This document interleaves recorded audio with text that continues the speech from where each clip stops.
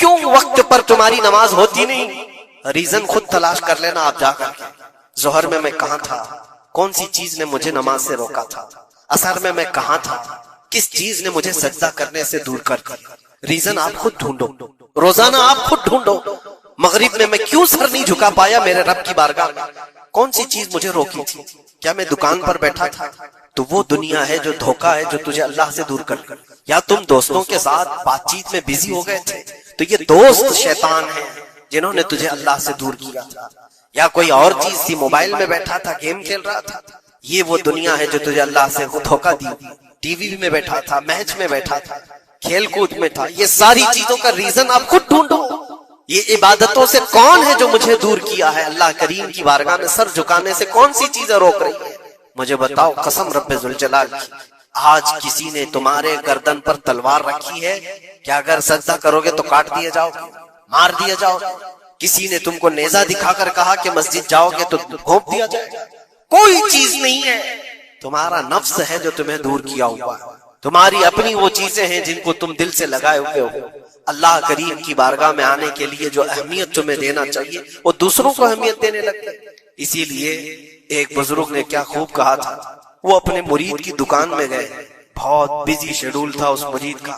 دکان میں اتنے گاہک ہوتے تھے، بھیڑ ہمیشہ، وقت ہی نہیں ملتا تھا بیچارے. لیکن پیر صاحب آئے ہیں دکان میں تو عزت و احترام ہونی چاہیے. اپنے مرشد کو اس نے بلایا، کرسی پر بٹھایا. بہت دیر تک وہ اس کی دکان میں پڑھتے رہے، بیٹھے رہے. وہ بھی خوش باش تھا، پیر صاحب آئے پڑھے تو اور برکت، اور اس کو وقت ہی نہیں ہے. تھوڑی دیر کے بعد پیر و مرشد نے اس کے دکان کی چیزیں اٹھا کر کے جو ڈبے وغیرہ تھے سونگنے لگے. یہ سونگا وہ سونگا. اس مرید نے پوچھا حضور یہ آپ کیا کر رہے ہیں، کیا سونگ رہے ہیں؟ کہا میں یہ دیکھ رہا ہوں کہ ان ڈبوں میں کہیں تو پخانا تو نہیں کرتا، کہیں تو اپنی حاجت اسی میں تو نہیں کرتا. اس نے کہا کیوں آپ ایسا کہہ رہے ہیں؟ کہا تو جتنا بیزی ہے جانے کا موقع کہاں ملتا ہوگا، یہی تو اپنا ٹوائلٹ بھی کرتا ہوگا. اس نے کہا حضور اتنا وقت تو نکال لیتا ہوں، طہارت کے لیے جا سکتا ہوں، استنجا پخانے کے لیے تو جا سکتا. زوردار تماچا انہوں نے لگایا. اپنے پیٹ کی گندگی نکالنے کے لیے تیرے پاس وقت ہے، اس رحمان کے دربار میں سر جھکانے کے لیے تیرے پاس وقت نہیں. تو نے کس چیز پر اپنا دل لگا رکھا ہے؟ یہ تھی ان کی تربیت. حقیقت ہے میرے عزیزوں، ہم اگر ریزن ڈھونڈیں تو چھوٹی چھوٹی چیزوں کے لیے ہم اپنا وقت بھی دیتے ہیں، پیسے بھی دیتے ہیں. لیکن اللہ کریم کے ساتھ تمہارا کیا سلوک؟ یہ حدیث سنا کر میں بس ختم کرتا ہوں. اللہ کریم خود فرماتا ہے، یہ حدیث قدسی ہے. حدیث قدسی اس کو کہتے ہیں فرمان اللہ کا ہے، زبان رسول اللہ کی. اللہ فرماتا ہے انا عند ظنی عبدی بی، بندہ میرے متعلق جیسا گمان کرتا ہے میں اس کے ساتھ ویسا سلوک کرتا ہوں. تم اللہ کریم کے لیے کیا مقام رکھتے ہو اپنے دل میں؟ اللہ کی بارگاہ میں آتے ہو تو کس طرح؟ اسی لیے حضرت رابعہ بصریہ رضی اللہ تعالیٰ عنہا کو ہم نے سنا ہے کہ جب وہ نماز کے لیے جاتی تو دلہن کی طرح سج کے جاتی، پورے تیار ہو کر. پوچھا ان سے کسی نے تو وہ کہتی تھی میں چاہتی ہوں کہ اللہ نے جتنی نعمتیں مجھے دی ہیں اس بادشاہ کو نہ دکھاؤں تو پھر کس کو دکھاؤں؟ اس بادشاہ کی بارگاہ میں جا رہی. دنیا والے سیٹھوں کے سامنے جانے کے لیے سجتے سورتے ہیں، میں خلاق العالمین کی بارگاہ میں جانے کے لیے سجتے. اور ہمارا کیا مزاج ہے؟ ہم نے دیکھا ہے مسجد میں آنے کا انداز کس کا کیسا ہے. تم بادشاہ ہے، دو جہاں کے دربار میں آ رہے ہو تو کس انداز سے آنا چاہیے. یہ ساری چیزیں آپ ذہن میں رکھو. اللہ کریم کے لیے تمہارے دل میں کیا مقام ہے؟ ظاہر سی بات ہے تمہیں آج بھی اپنے پیٹ کی غلاظت نکالنی ہو کہیں راستے پر تو شوچالیہ ڈھونڈتے ہیں اور پیسے دے کر کے جاتے ہیں. مسجد کی کیا کیا چیزیں مفت میں استعمال کرتے ہیں. کبھی اس کا خیال آتا ہے کہ ہم یہاں کی اے سی، یہاں کے پنکھے، یہاں کے قالین، یہاں کا پانی سب کچھ استعمال کرتے ہیں. لیکن مسجد میں جو ڈبہ گھومتا رہتا ہے تو لوگوں کو ایسا لگتا ہے کہ یہ تو صدر سیکریٹری کے لیے گھومتا ہے، یہ کمیٹی کے لیے جاتا ہو. آپ اس وہم و گمان سے نکل جاؤ. اللہ کی بارگاہ میں 1 روپیہ بھی جو دیا جاتا ہے وہ شمار ہوتا ہے دنیا بھر کے تمام دولتوں سے زیادہ عزیز اللہ کی بارگاہ میں وہ پیسہ ہے جو یہاں صفوں میں آپ نے اللہ کے نام پر دیا ہوا. اپنی عادت رکھو کہ مسجد کے لیے ہمارے دل میں کیا احترام ہے. دوسری دنیاوی کسی بھی چیز کو دیکھنے کے لیے ٹکٹ دیتے ہیں، وہاں چھوٹی موٹی چیزوں کو خرچ کرنے کے لیے ہم بے پناہ پیسے خرچہ کرتے ہیں. پان میں، بیڑی میں، سگریٹ میں، تھوکنے میں کتنے پیسے برباد کیے جاتے ہیں.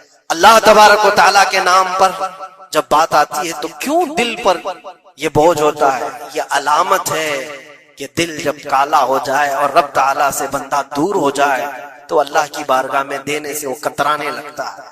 اپنے دل کا علاج کرو اور اللہ کی بارگاہ میں یہ دعا کرو کہ مولا مجھ پر میرے نفس کو غالب ہونے سے بچا لے اور میرے دل کو پاک کر کے تیری دربار میں ہمیشہ جھکنے والا دل بنا۔ لوگ آتے ہیں ہمارے پاس، وظیفے، اس کا وظیفہ، بچے پیدا نہیں ہو رہے ہیں اس کا وظیفہ چاہیے، روزی میں برکت اس کا وظیفہ چاہیے، ہاں بہت سارے ٹینشن ہیں، وسوسے آتے ہیں اس کا وظیفہ چاہیے، بیماری نہ آئے اس کا وظیفہ چاہیے۔ اور حضور پاک صلی اللہ تعالی علیہ وسلم کی احادیث کا یہ بھی مفہوم ہے کہ حافظ قرآن، جو قرآن کے حلال کو حلال سمجھتا ہو، قرآن کے حرام کو حرام سمجھ کر اس پر عمل کرتا ہو، قیامت کے دن وہ اپنے خاندان کے ایسے 10 لوگوں کی سفارش کر کے جنت لے جائے گا جن پر دوزخ میں جانا واجب ہو گیا تھا، اپنے خاندان کے ایسے 10 افراد کو لے جانے کی اسے اجازت دی جائے گی۔ اور مجھے آج اس مصلی پر، محراب پر قرآن پاک کا دور سناتے ہوئے 23 سال گزر گئے الحمدللہ۔ یہ 23واں سال ہے میرا تراویح کا قرآن پاک، اور میرے خیال سے ہاشمی مسجد میں میں نے 6 سال سنایا ہے، یہ 6واں سال تھا مختلف مقامات پر۔ لیکن کبھی یہ موٹے قرآن کو، اتنا ضخیم قرآن اٹھا کر کے ہم دیکھتے ہیں تو یقین نہیں ہوتا کہ یہ پورا کا پورا سینے میں آیا کیسے، یہ محفوظ کیسے ہے۔ اور جب بندہ پڑھنے لگتا ہے حافظ قرآن، حقیقت میں بتاؤں، میں اپنی بات بتا رہا ہوں، باقی دوسرے حفاظ اکرام وہ بہتر جانتے ہیں، ہماری محنت سے کچھ نہیں ہوتا۔ جب پڑھنے کے لیے وہ کھڑا ہو جاتا ہے تو من جانب اللہ، خود اللہ تعالیٰ اس کی مدد فرماتا ہے۔ اگر اللہ رب العزت دروازے نہ کھولے تو وہ ایک آیت آگے نہیں بڑھ پائے گا۔ ہاں، یہ رب تبارک و تعالیٰ کی طرف سے انعام ہے، اکرام ہے۔ میرے عزیزو، یہ قرآن یاد کرنے کے لیے جب بچے بھی کوشش کرتے ہیں تو 5 سال کے بچے بھی حافظ قرآن بنے، دنیا میں ریکارڈ ہے۔ اور آپ کو پتا ہے حضرت سیدنا مخدوم جہانگیر اشرف سمنانی رحمۃ اللہ تعالی علیہ 7 سال کی عمر میں قرات سبع یعنی 7 قراتوں کے ساتھ حافظ قرآن ہو چکے تھے۔ وہ بڑے بڑے علماء بھی نہیں آج 7 قرات جانتے ہیں۔ 7 قراتیں ہیں قرآن پاک کی، سب میں الگ الگ انداز ہے پڑھنے کے، اور وہ ایک عربی لینگویج جاننے والا، نحو اور صرف اور ان تمام امور کو جاننے والا یہ قرات سبع بہتر سمجھ سکتا ہے، عام لوگوں کے سمجھ میں نہیں آئے گی یہ چیزیں۔ وہ 7 سال کی عمر میں 7 قراتوں کے ساتھ حافظ۔ میرے عزیزو، یہ قرآن آج بھی معجزہ ہے، سینوں میں یوں ہی نہیں آتا، بڑا ذہین بھی ہو اور رب تبارک و تعالیٰ کی مرضی نہ ہو تو اس کے سینے میں ایک پارا بھی نہیں آتا۔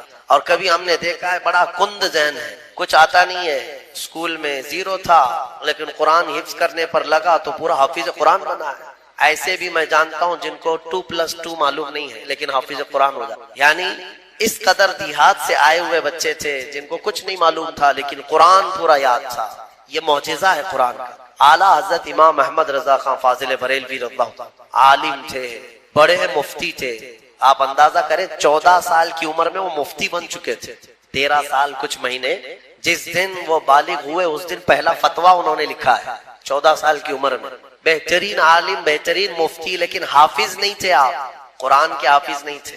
کسی نے آپ کو خط میں القاب لکھا، حضرت علامہ مولانا حافظ و قاری احمد رضا خان صاحب، اس میں حافظ و قاری کا بھی لقب لگا دیا۔ دوسرے ہوں تو پھیل جائیں گے کہ جتنے لقب فری میں ملے اچھا ہی ہے۔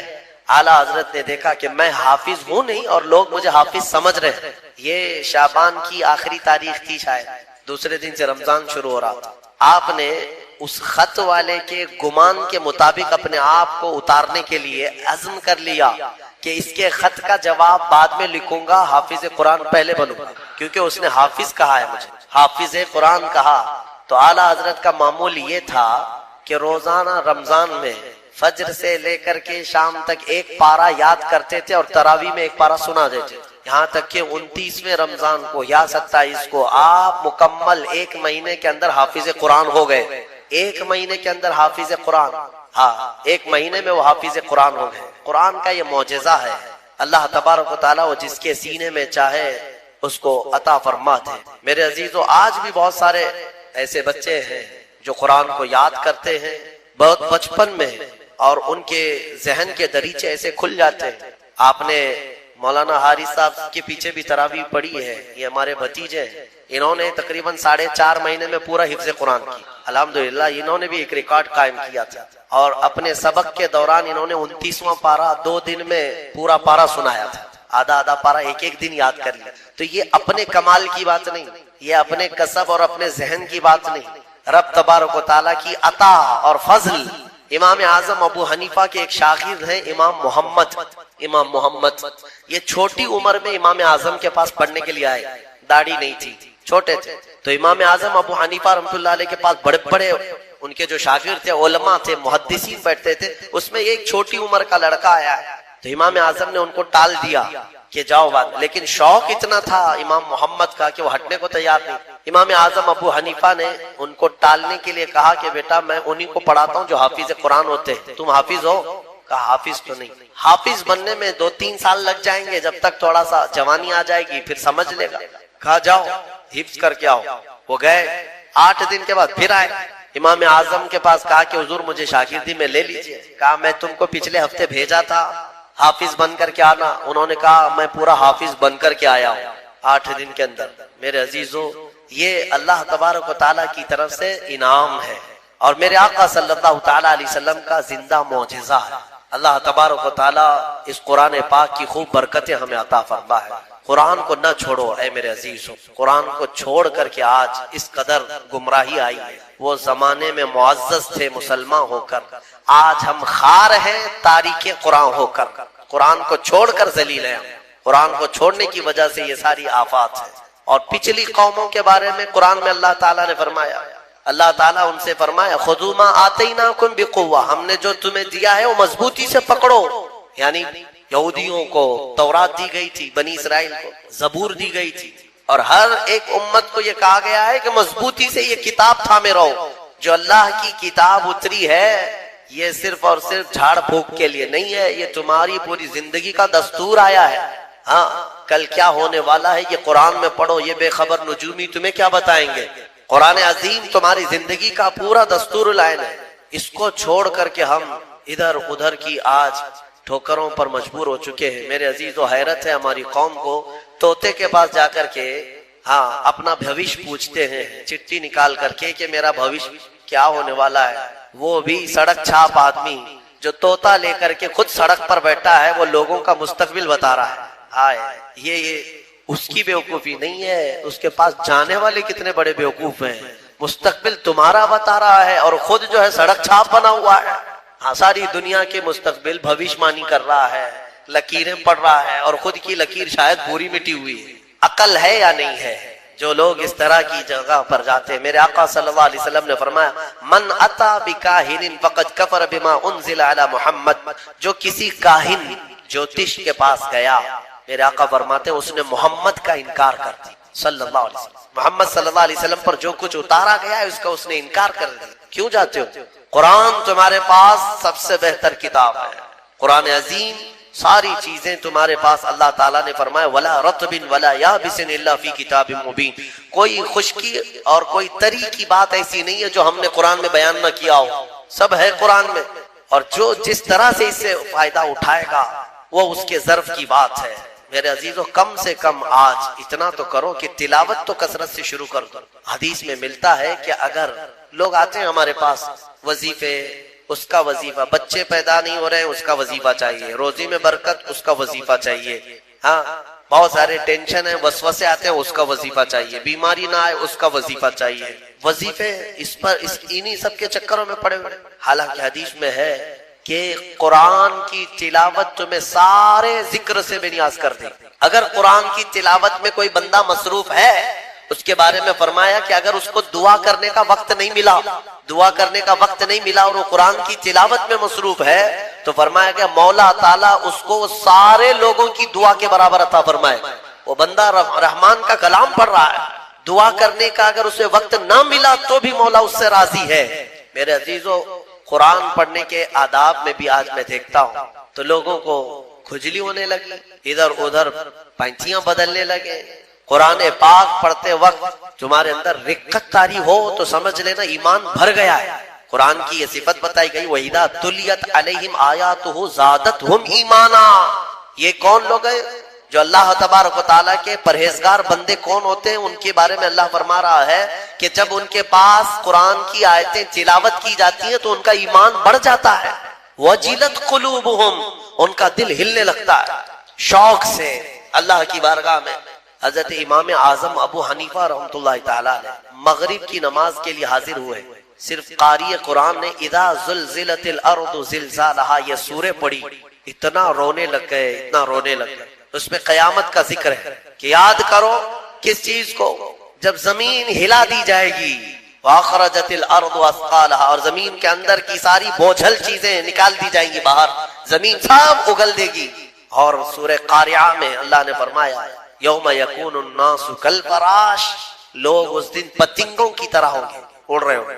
وَتَكُونُ الْجِبَالُ كَالْعِهْنِ، اور پہاڑ روئی کے پھاہے ہوتے ہیں، روئی کے اس طرح پہاڑ جو ہے ہواؤں میں اڑ رہے ہوں، پورے بڑے بڑے پہاڑ روئی کے پھاہے کی طرح اڑ رہے ہوں.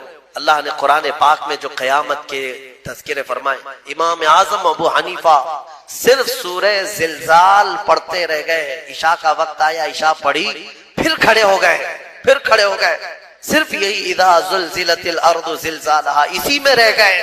اتنا روتے تھے، اتنا روتے کہ ان کی داڑھی سے آنسوؤں کا پانی ٹپ ٹپ ٹپ گرنے لگا مسجد کے اندر. آپ کی عمر اس وقت قریب 70 سال کی، قریب 70 سال کی. میں بتاتا ہوں جس امام اعظم نے 4000 ختم قرآن کیے، 5 لاکھ حدیثیں انہیں یاد ہیں، 1000 سے زیادہ بڑے بڑے محدث شاگرد پیدا کیے، اور لاکھوں مسائل کا حل بیان کر دیا. امت پر اتنا بڑا احسان ہے. وہ امام اعظم ایک سورہ پڑھ کر کے رات کے وقت کیا کہہ رہے ہیں جانتے ہیں؟ ان کے ایک شاگرد ہیں مسعر، وہ کہتے ہیں میں رات کے وقت جا کر دیکھا میرے استاد ابھی تک کھڑے ہیں، مغرب میں جو گئے تھے ابھی تک کھڑے ہیں.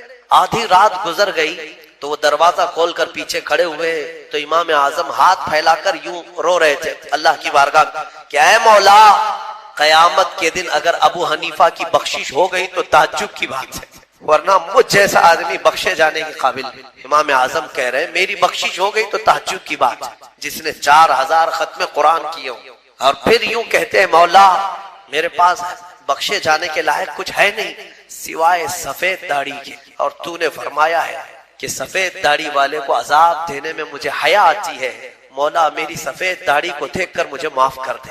یہ قرآن میں محو ہونے والوں کا انداز ہے، اور ہمارے ہاں برسوں ہو جاتے ہیں ہم خوف الہی سے نہ روتے ہیں نہ ہی ہمارے جسم ہلتے ہیں. ہمیں کس چیز کا غرور ہے؟ ہمیں کس چیز سے اطراء ہے؟ کیا ہے ہمارے پاس؟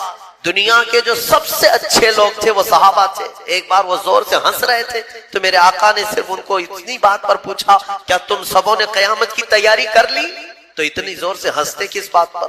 صحابہ ہنسنا بند کر دی. اور ہمارے حال یہ ہے نہ وضو ڈھنگ کا ہے، نہ قرات ڈھنگ کی ہے، نہ نمازیں ہو پائی ہیں، کچھ نہ ہو کر کے بھی ہمارا سینہ چوڑا کر کے ہم زمین پر گھوم رہے ہیں. اللہ کے خوف سے لرز جاؤ. اور قرآن عظیم کی تلاوت جو بندہ کرتا ہے کثرت سے، اللہ تعالیٰ کا وہ ایسا محبوب ہوتا ہے، ایسا محبوب کہ آپ دیکھنا موت کے وقت بھی اس کے چہرے پر نور طاری ہو جاتا ہے.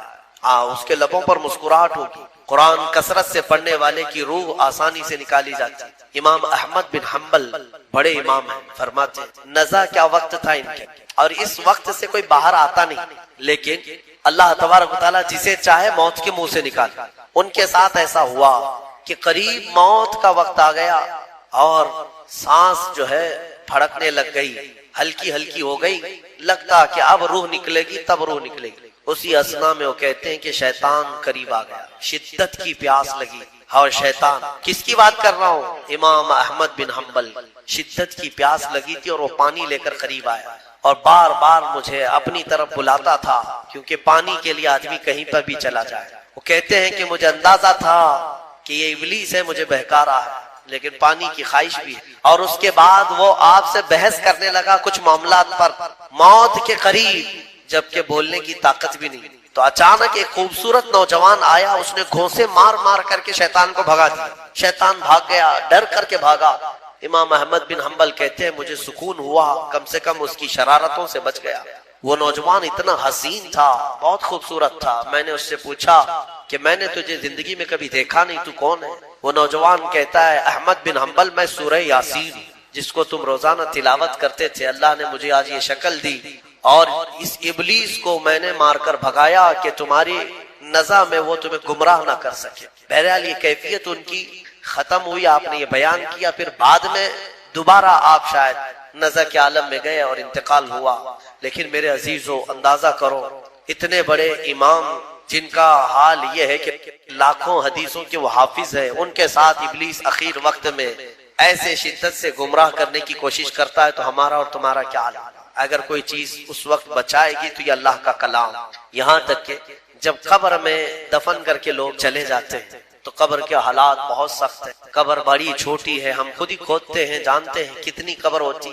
اپنے مردوں کو آپ دفنا کر کے آتے ہیں، اتنی ہوتی ہے کہ کروٹ بھی نہیں لے پاتا مردہ، اور وہ بھی اس کو اتنا ٹائٹ کر کے نیچے پتھر یا اینٹ یہ ڈھیلے سب رکھ کر کے قبلے کی طرف کر کے اس کو بند کر کے آ جاتے ہیں۔ پتہ ہے کس قدر گھبراہٹ ہوتی، بہت گھبراہٹ ہوتی۔ یہ مت سمجھنا کہ مردے کو اب کچھ پتا نہیں چلتا، یہاں تک کہ حدیث میں ہے تمہارے چلنے کے چپلوں کی آواز تک وہ مردہ سنتا ہے۔ بولنے کی آواز تو چھوڑے، چلنے کی آواز بھی وہ قبر میں سنتا ہے۔ ہر چیز زندوں کے کانوں سے زیادہ کان اس کے تیز سنائی دیتا ہے۔ اور جب لوگ چھوڑ کر کے جا رہے ہوتے ہیں وہ اس قدر گھبراہٹ کا شکار ہوتا ہے کہ اس تنگ و تاریک کوٹھری میں پہلی بار اس کو ڈالا گیا ہے، زندگی بھر کبھی اتنے چھوٹے گڑھے میں نہیں سویا۔ ہاں اب حضور پاک صلی اللہ علیہ وسلم نے فرمایا ہے، رشتہ داروں کو بھی کہا ہے کہ دفنانے کے بعد تھوڑی دیر بیٹھ جاؤ قبر کے پاس کہ اس کی گھبراہٹ کم ہو۔ لیکن کون بیٹھتا کون ہے؟ سب کو اپنی جلدی ہے، عزیز لوگ بھی نہیں بیٹھتے، نکل آتے ہیں، بھائی بہن، بھائی ہوں، باپ ہوں، بیٹے ہوں، سب نکل کر کے آ جاتے ہیں الا ماشاءاللہ۔ لیکن اس اندھیری قبر میں جب لوگ قبرستان سے آ جاتے ہیں، عجیب و غریب آوازیں مردے کو سنائی دینے لگتی، زمین ہلنے لگتی ہے اور دونوں جانب سے دباتی ہے زمین۔ میرے آقا صلی اللہ علیہ وسلم نے فرمایا ان ضغطۃ القبر حق، قبر کا جھٹکا دینا حق ہے، ہر ایک کے ساتھ ہوگا۔ صحابی رسول سعد بن معاذ کے بارے میں حضور نے فرمایا ان کو قبر دبا رہی تھی۔ قبر سب کو دبائے گی، لیکن کچھ کو ایسے دبائے گی کہ ان کی ہڈی پسلیاں الگ ہو جائیں، اور کچھ کو محبت سے دبائے گی۔ لیکن فرمایا کہ قبر جو ہے اس وقت اندھیری اور پھر عجیب و غریب آوازیں، تنہائی الگ، کوئی نہیں ہے قریب، کوئی نہیں ہے۔ اس وقت کچھ لوگوں کی قبر میں ایسا ہے کہ اچانک ایک نورانی شکل کا نوجوان سرانے کے پاس آ کر بیٹھتا ہے اور کہتا ہے میں تیرا دوست ہوں، تو گھبرا مت، میں تیری دوستی نبھانے آیا ہوں۔ مردہ پلٹ کر کے دیکھتا ہے، پوچھتا ہے تو کون ہے؟ تو کہتا ہے میں اللہ کا کلام قرآن پاک، قرآن مقدس رفیق بن کر، انیس بن کر قبر میں آتا ہے۔ میرے عزیزو اس قرآن سے محبت کرو، اس قرآن سے محبت کرو۔ مجھے افسوس ہوتا ہے رمضان میں بھی کچھ لوگ ایسے ہیں جو قرآن سننا نہیں چاہتے، ان کو سال میں ایک بار ہی تو موقع ملتا ہے، ان موقعوں کو بھی گنوا دیتے ہیں، بازاروں کی زینت بنے رہتے۔ بازار کتنے بازار کرو گے، کتنے، سال بھر تو بازار کھلا ہے، کیا یہ تراویح پھر رمضان کے بعد ملنے والی ہے؟ ضائع کر دیتے ہیں۔ ایک تو تم حافظ قرآن ہو نہیں، قرآن گھر میں پڑھتے نہیں، ایک حافظ تمہارے ہاں آ گیا سنانے کے لیے اللہ کا کلام، اس کے لیے بھی پیچھے بھاگ جا رہے ہو، تو گویا کہ تم قرآن کے ساتھ بہت ناانصافی کر رہے ہو، قرآن کو پیٹ پیچھے ڈال چکے، اس کے حقوق نہیں ادا کرتے۔ گھروں میں جا کر کے دیکھو تو بہت اونچے طاق پر اس کو رکھ دیا ہے۔ قرآن پر تو اتنی دھول جمع ہوتی ہے کہ اتنی دھول نہ فریج پر نہ ٹی وی پر، ٹی وی اور فریج اور واشنگ مشین تو روز صاف ہو جاتے ہیں، قرآن پاک پر ہاتھ بھی نہیں لگتا۔ کیوں قرآن کے ساتھ یہ دوہرا سلوک ہے؟ یہی تو ہے میرے عزیزو، درس قرآن اگر ہم نے نہ بھلایا ہوتا، یہ زمانے نے زمانہ نہ دکھایا ہوتا۔ شاعر نے بہت اچھے انداز میں کہا۔